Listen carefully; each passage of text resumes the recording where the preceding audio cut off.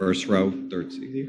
By Manning, CLNS Media. Jayson, when you look back at Ime first becoming head coach, it felt like one of the first things he prioritized was helping you become a better playmaker.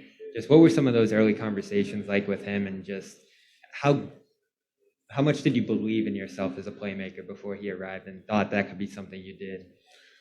Yeah, I think that was kind of his message from day one, just to challenge me to be, the best player that I can be, and improve, other areas of my game. And, we watched a lot of film throughout the course of the season of games, of just areas, things I could improve on. And, obviously playmaking was one, drawing a lot of attention, just to help the team out as much as possible.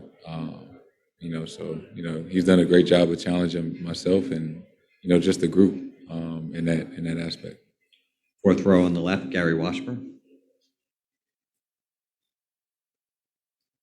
Gary Washburn, Boston Globe. Jayson, when you don't score in the fourth quarter, but the team scores 40, you have assists, you play make, but offensively you're off. How do you walk away from a game like that when you're not good offensively, but the team is good otherwise?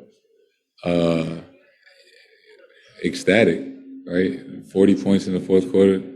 JB played big. Al, Peyton, D. White, those guys made big shots, timely shots as well. And we won, right? I had a bad shooting night. I just tried to impact the game in other ways. We're in the championship. We're in the finals. All I was worried about was trying to get a win. And we did. And that's all that matters at this point. So, I don't expect to shoot that bad again, but if it means we keep winning, I'll take it. Fourth row on the right, Tim Bontemps. Hey, Jayson, two things quick. First of all, you guys have had a pretty crazy season, lots of ups and downs. Seemed like that second half kind of encapsulated that. What allowed you guys to kind of keep your heads after another rough third quarter and then respond the way you did in the fourth? The message in the start of the fourth was just, we've been here before. We know what it takes to overcome a deficit like that. Obviously, that's a great team. It's not going to be easy, but just knowing that we've been in that situation before, and we've gotten ourselves out of it, and we had a lot of time left, right?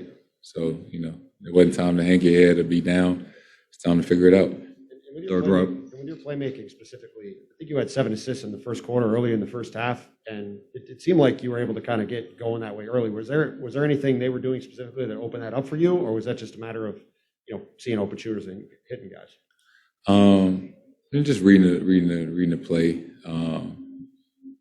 They do a great job of helping and things like that.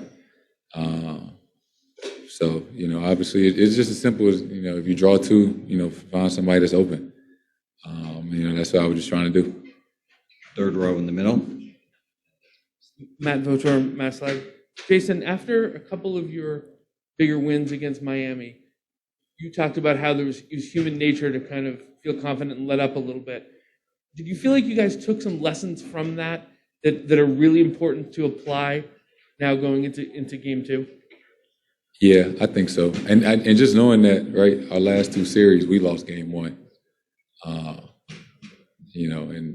This time of the season is so, you feel great after you win, and you feel terrible after you lose. You got to just be able to stay, mellow, stay balanced, especially this early. It's far from over, right? It's just one game. We got to be ready for them to respond as if, we would if we lost the first game. They're going to come out, they're going to make adjustments and things like that. So we have to be prepared, and just approach it one game at a time. Last question to Steve Ashburn. Steve Ashburner, NBA.com. You and Jalen and Marcus and some others have had this building for several seasons, and you had it rolling after the first of the year, and all of a sudden Derek White gets dropped in as the new guy.